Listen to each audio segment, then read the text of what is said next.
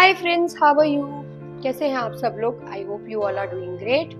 Welcome to my channel only positive roots by Anu Sharma. So आज हम फिर से यहाँ पे एक नए टॉपिक के बारे में बात करेंगे। इनफैक्ट हम दो टॉपिक्स के बारे में बात करेंगे। Number 1 is how to handle your toxic family members when there is a occasion. तो अभी आप कहोगे कि अरे फैमिली को कैसे टॉक्सिक बुला रहे, बड़ा डीप डाउन आप सब लोगों को पता है कि हमारी फैमिली में कोई ना कोई मेंबर ऐसा होता है जो टॉक्सिक होता है और वो हम पे जरूर अटैक करता है किसी ना किसी चीज को लेके।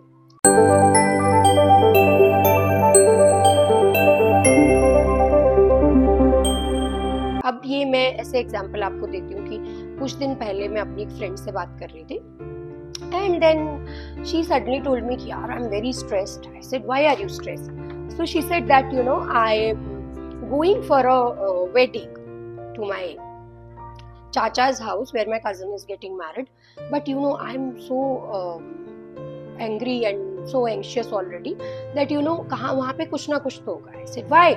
So she said हर शादी में या हर इवेंट में हमारी फैमिली में कुछ ना कुछ होता है because some of the relative they'll start asking me कि तुम अभी तक सिंगल क्यों, because she is 40 years old and she is not married yet. तो फिर मुझे उस बात पे गुस्सा आ जाता है और फिर कुछ ना कुछ मेरे से बहस हो जाती है and that ends up like a bitter taste in the mouth. तो अच्छा नहीं लगता बाद में, और बाद में बात भी होती है कि झगड़ा हो गया. आप सब लोग भी इस बात से कोरिलेट कर सकते हैं कि आपकी फैमिली में भी जब कोई गैदरिंग्स होती है तो किसी ना किसी दो रिलेटिव्स की या कोई ना कोई जो रिलेटिव है वो या तो अटैक करता है या फिर कोई फैमिली मेंबर्स जो है वो खुश नहीं होता है या कुछ हो जाता है. मैंने तो ऐसा काफी कुछ देखा है, जो आप लोग को रिलेट कर सकते हो.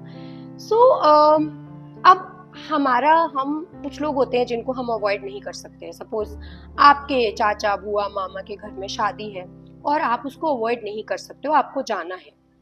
सो आप खुद को कैसे काम रख सकते हो उस सिचुएशन में, हम उस बारे में बात करेंगे, which is a very important social issue these days. So number 1 is हमें एक बात समझनी पड़ेगी कि कुछ लोग जो टॉक्सिक होते हैं वो टॉक्सिक क्यों होते हैं. क्योंकि उनकी जो कभी कोई ट्रॉमा होती है, चाइल्डहुड ट्रॉमा होती है या थोड़े बड़े होने के बाद ट्रॉमा होती है, वो उनको वैसा बना देती है. And excuse me, I want to correct you here. इसका मतलब ये नहीं है बिल्कुल भी कि आपको उस ट्रॉमा को वो जस्टिफाई करता है उनका बिहेवियर, बिकॉज हम सब लोग अपने बिहेवियर के लिए खुद रिस्पॉन्सिबल होते हैं. तो आई एम नॉट सेइंग कि वो लोग सही है, बट आपके दिमाग में आप इस चीज से इन्फॉर्म्ड होने चाहिए कि जो भी सबसे ज्यादा टॉक्सिक इंसान होगा ना आपके पास जो हमेशा बिचिंग करता रहेगा या आप पे अटैक करेगा, उस आदमी की लाइफ में कोई ना कोई ट्रॉमा जरूर होगी. सो सबसे पहले तो आपको ये समझना है कि कुछ वहाँ पे ट्रॉमा है जो कि जिस वजह से वो ऐसे है. मतलब फॉर एग्जाम्पल मुझे तो बहुत हंसी आती है, मैं कई बार लोगों को देखती हूँ लोग सड़कों पे लड़ाई करने पे उतर आते हैं, ट्रैफिक लाइट्स पे, and I feel like these are adult kids. मतलब जो बड़े हो गए हैं लेकिन अंदर से वही बच्चे हैं जिनको कोई ट्रॉमा हुई है और जो किसी बात से अभी भी एंग्री है, फ्रस्ट्रेटेड है, एंड उनकी लाइफ एक अलग ही तरीके से चल रही है. उनको हर चीज में एक नेगेटिविटी ढूंढनी है. फॉर एग्जाम्पल अगर वो 1 करोड़ की लॉटरी भी जीत जाते हैं ना वो लोग, तो भी वो इस बात पे क्रिप जरूर करेंगे कि हमें 30% गवर्नमेंट को क्यों देना है. You know what I mean. So ऐसे लोग होते हैं. तो पहली बात तो उनका मेंटल स्टेटस जब हमें पता चलता है तो हम थोड़े से प्रिपेयर होते हैं. अब नंबर टू ये है कि आप बच कैसे सकते हो. उसका एक बहुत सिंपल सा तरीका है कि पहली बात तो आप किसी को मदर मत कीजिए. ये आपकी जिम्मेवारी नहीं है कि अगर कोई आपकी फैमिली में ट्रॉमा से गुजरा है या किसी का बिहेवियर पैटर्न ऐसा है तो उनको करेक्ट मत कीजिए, बिकॉज उनको करेक्ट करते करते आप खुद को परेशान करोगे एंड देन वो तो वैसे ही रहेंगे. अब जब तक वो खुद नहीं समझेंगे वो खुद को ट्रीट नहीं कर सकते, but you will end up being disappointed. So ऐसे रिलेटिव या फैमिली मेंबर्स को आप थोड़ा सा ये समझ के कि इनकी कोई ट्रॉमा है उनको अवॉइड करें, पहली बात. दूसरी बात, आपको किस बात पे लोग अटैक करते हैं, ये एक बहुत इंपॉर्टेंट बात है कि आपका वो जो एक पॉइंट है जहाँ पे आप थ्रेशोल्ड है आपका, जिसपे आप कोई आपको इरिटेट कर सकता है, तो आपका वो पॉइंट क्या है. फॉर एग्जाम्पल आप एक फ्रीलांसर हो और आपको पसंद है कि आप फ्रीलांसिंग काम करो, आप 9 to 5 कहीं जॉब नहीं कर सकते, लेकिन आप किस बात से इंस्टिगेट होते हो? बिकॉज आप लाइक नहीं करते हो एक फुल टाइम जॉब।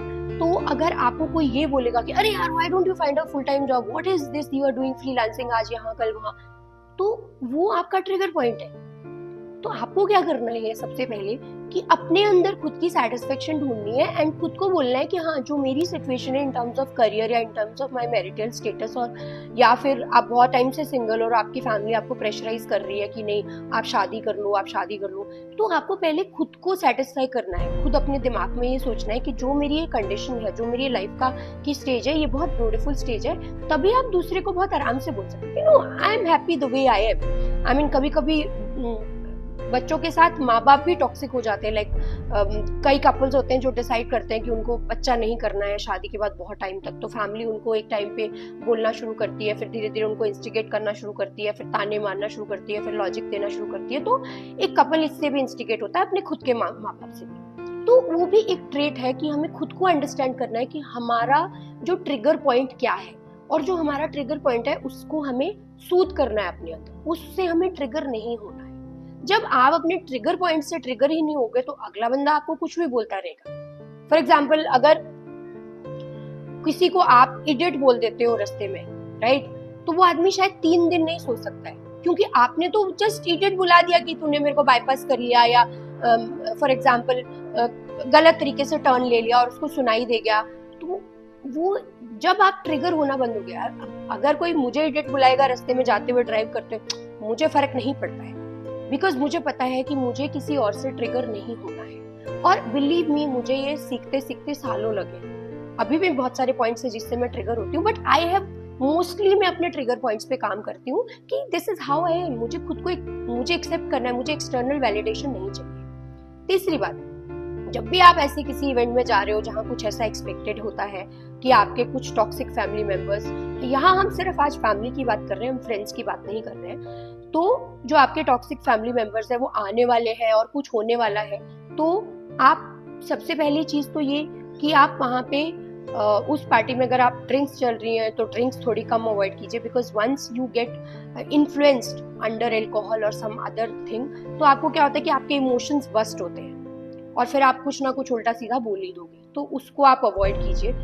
क्योंकि जब हम बहुत ज़्यादा इमोशनल स्टेज में होते हैं तो हम अपने ब्रेन को सही मैसेज सेंड आउट नहीं कर सकते। कभी आपने देखा होगा कि आप किसी बात से बहुत अपसेट और इमोशनल हो गए हो और आप किसी पे भी बाउंस बैक कर रहे हो, किसी पे भी चिल्ला रहे हो, और सडनली देन यू रियलाइज, जब आप काम डाउन होते हो, शिट यार why did I do that, मैं घर की मेड पे चिल्ला दिए या बच्चे पे चिल्ला दिए, बट आपको बाद में रियलाइज होता तो उनकी तो कोई गलती नहीं थी, वो तो आप ट्रिगर हो गए थे या आपका ट्रिगर पॉइंट था। तो सबसे पहले अपने ट्रिगर पॉइंट को शांत कीजिए और उनके सामने कम जाइए, ताकि वो आपको मतलब ज्यादा अप्रोच ना कर पाए जब आपको पता है कि वो किसी पर्टिकुलर लेवल पे आपको अप्रोच करेंगे। एस्केपिज्म देखिए कि आप कम टाइम के लिए वहां जाइए, थोड़ा सा आप उनके साथ रहिए जो लोग आपको जज नहीं करते हैं, या आपको पता है कि वो आपको कोई कमेंट पास करने वाले नहीं है या फिर ऑकवर्ड सिचुएशन आने वाली नहीं। अब हमारा दूसरा जो टॉपिक है आज का वो है toxic attachment. So basically toxic attachment क्या होती है? पहली बात तो अटैचमेंट जो होती है, मैं उसी चीज को भी गलत मानती हूँ, क्योंकि आपको किसी से अटैचमेंट नहीं होनी चाहिए। आपको आपकी वाइब्रेशंस मिलनी चाहिए, आपकी एनर्जी, आपका सोचने का तरीका और आपके जो एनर्जेटिक लेवल्स है वो मिलने चाहिए। क्योंकि अटैचमेंट क्या होती है? अटैचमेंट एक एक्सपेक्टेशन होती है दूसरे आदमी से कि oh you need to make me happy and till the time you make me happy is okay. जिस दिन आप मुझे खुश करना बंद कर दोगे उस दिन वो अटैचमेंट एक एंगर में कन्वर्ट हो जाती है। So first attachment converts into expectation और फिर एक्सपेक्टेशन के बाद वो एंगर में कन्वर्ट होती है और that is where the fight starts. So toxic attachment का एग्जांपल मैं आपको ये देती हूँ कि आपने बहुत सारे कपल्स देखे होंगे कि एक रात उनमें इतनी लड़ाई होती है कि मतलब वो पूरी दुनिया को इकट्ठा कर देते हैं, पुलिस आ जाती है, ये होता है, लेकिन 3-4 दिन बाद वो फिर से साथ घूम रहे होते हैं। बहुत सारे लोग ऐसे हैं जो कोर्ट में केसेस तक एक दूसरे पे डाल देते हैं, फिर साथ में चले जाते हैं, बिकॉज वो कहीं ना कहीं अटैचमेंट भी नहीं है, वो एक दूसरे की टॉक्सिसिटी को लाइक करना शुरू करते हैं। और वो इतनी टॉक्सिक अटैचमेंट में आप इतने हेल्पलेस हो जाते हो कि ना आप एक बंदे के साथ रह सकते हो ना आप उसको छोड़ सकते हो। जब वो आदमी सामने नहीं होता है या उससे थोड़ी सी भी प्रॉब्लम हो जाती है तो आप उस एक्सटेंट तक जा सकते हो कि आप उसको हार्म करना शुरू कर देते हो। इंडिया में आपको मालूम है कितने सारे जो केसेस हैं, जो डिवोर्स केसेस चल रहे हैं, उसमें आधी जगहों पे टॉक्सिक अटैचमेंट इन्वॉल्व है। बिकॉज या तो आदमी औरत को डाइवोर्स नहीं देना चाहता, वो छोड़ना नहीं चाहता, जबकि उसको पता होता है कि उनकी नहीं बनती है, वो नहीं साथ में रह सकते हैं, फिर भी वो उस चीज को हमेशा कहेगा कि नहीं मुझे तो साथ में ही रहना है, चाहे हम दिन भर लड़ते झगड़ते रह रहे हैं, चाहे हम कुछ भी कर रहे हैं, एक दूसरे को हैरेस कर रहे हैं, और उसके रेपरकशंस तो आपके सामने ही आ रहे हैं, मुझे बताने की जरूरत नहीं कि आजकल क्या क्या हो रहा है। कितनी सारी ऐसी वाइफ्स होती हैं जो कि 10-10 साल कोर्ट में लड़के यही बोलते कि मुझे डाइवोर्स नहीं देना अपने हस्बैंड को, वो मुझे कुछ भी दे दे, मुझे उसके साथ ही रहना है, फिर साथ में भी रहते हैं। कितने लोगों को मैं आपको बता नहीं सकती कि मेरे पास कितने एग्जांपल्स है कि लोग 4-4 बार कोर्ट गए हैं। और पुलिस स्टेशन जाना तो बहुत सारी जगहों में आम है कि रात को औरत फोन उठाती है, पुलिस में कंप्लेंट करती है कि मेरे आदमी से मेरा झगड़ा हो गया, मुझे मार पिटाई हो रही है, पुलिस आती है, बंदे को लेके जाती है पुलिस स्टेशन, अगले दिन वही औरत दोबारा जाके उस आदमी को छुड़वा के लाती है और वो साथ हो जाती है, फिर 10 दिन बाद होता है, फिर 15। बट इस टॉक्सिक अटैचमेंट को आपको कैसे अवॉइड करना है? इस टॉक्सिक अटैचमेंट को आपको सोचना है आपके लिए क्या अच्छा है। जो मैं हमेशा बोलती हूँ कि एफर्मेशंस खुद के लिए कीजिए, खुद से प्यार कीजिए। आप दूसरे से कैसे प्यार कर सकते हो जब आप एक ऐसे इंसान के साथ रह रहे हो जो आपसे आपको वो कुछ भी कर सकता है। मतलब यहाँ टॉक्सिक अटैचमेंट दोनों को होती है, तो आप दोनों एक दूसरे के दुश्मन भी बन गए हो लेकिन आप फिर भी साथ में रह रहे हो। सो मेरे हिसाब से आपको एक सेल्फ लव की बहुत ज्यादा जरूरत है। उससे निकलने के लिए आप खुद से प्यार करो, आप दूसरे के बारे में मत सोचो। जब आप खुद से प्यार करोगे तो आपको पता चलेगा कि टॉक्सिक अटैचमेंट हमारे लिए कितनी बुरी चीज है। हमें किसी से भी टॉक्सिसिटी से अटैच नहीं होना है। किसी भी बिहेवियर को अगर हम लेते हैं और हमें उसकी आदत पड़ जाती है जो हमारी सेल्फ रिस्पेक्ट या पर्सनैलिटी के अगेंस्ट होती है और हम उसको लिए जा रहे हैं सालों से, इट मीन्स आप एक टॉक्सिक अटैचमेंट में हो। सो गाइज, आप भी अपने लिए रेड फ्लैग देखो, कहीं आप तो नहीं हो इन सब चक्करों में। So please work on yourself and try to understand what is toxic attachment. So आज के लिए इतना ही, अगली बार फिर से मिलेंगे with a new topic. So please share, subscribe and like and do suggest what you want me to make the next video of. Thank you so much and have a great day.